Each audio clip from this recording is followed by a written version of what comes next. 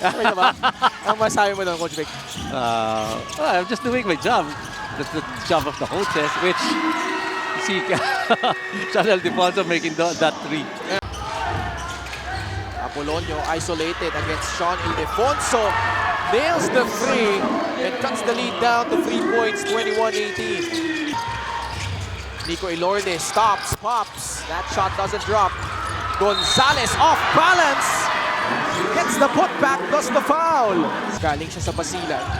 Here he is, providing the screen for Pasturan. Rolls hard. Layup is good for Miles Cañal. Pinaramdam niya kaagad na hindi sila nagkamali. Resets their offense. Ayon. Got some space. Knocks down the three.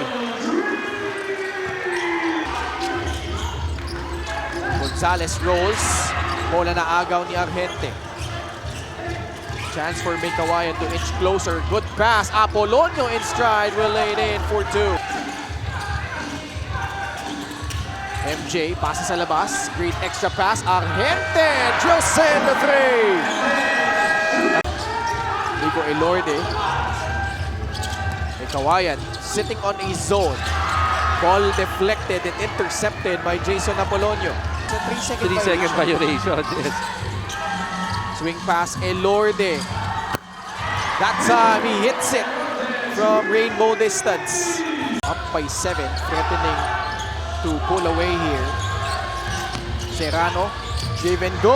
Utuba slides in and scores on a layup. Maintained themselves within striking distance, but that's a costly turnover.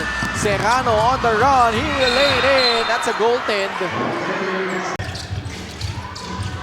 Serrano pops out, now drives. Had to adjust in mid-air, the acrobatic finish from Encho.